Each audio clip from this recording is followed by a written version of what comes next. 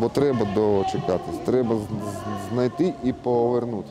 Вони приходять сюди майже щодня. Уже третій рік поспіль подружжя Баранових шукають свого сина Ернеста, який зник безвісті на фронті.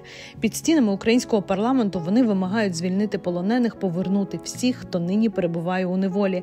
Вони вірять, що там і їхній син. Вже пішов 4-й рік, як його немає, як ми його не бачимо, не чуємо і взагалі не знаємо, де він.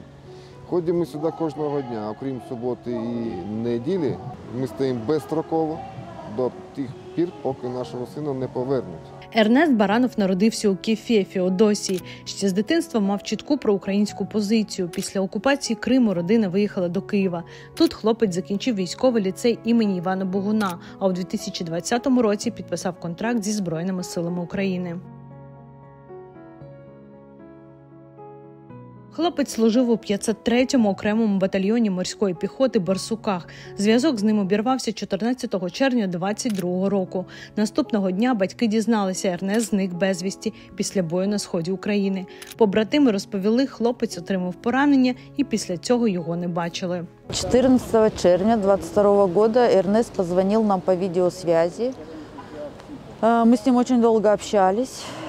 А 15 червня позвонили старшему сыну, сказали, что он пропал без вести. Конкретно какой-то такой информации нету.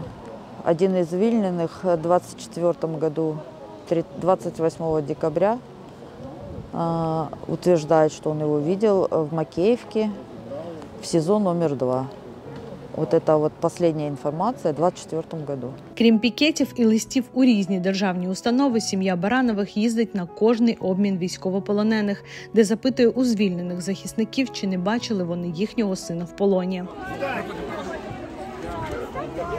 Цього разу ми вирушили разом з ними на черговий обмін полоненими з надією, що серед них буде і Ернест. Загарбники прийшли на нашу землю, забрали українських громадян, які утримуються сьогодні і на території самої так званої Російської Федерації, і на тимчасово окупованих територіях. Так, по всім ним ведеться робота. Частина громадян, в тому числі і цивільних, знаходяться в російській неволі і до 22-го року, і ще з 14-го року, і всі вони мають бути повернуті додому. Оскільки Росія не допускає міжнародних спостерігачів до місць утримання, зокрема спостерігачів з Міжнародного Червоного Хреста, оскільки Росія не створила змішані медичні комісії, це механізм, який передбачений в 3-й Женевській конвенції про поводження з військовополонених, то відомості про всіх наших людей, які зараз знаходяться в російській неволі, я говорю не лише про військовослужбовців, а також і про цивільних, ці відомості вони можуть бути неповними.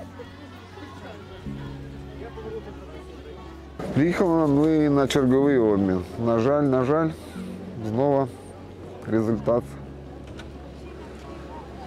нулевой. Мы не будем останавливаться, мы его будем искать.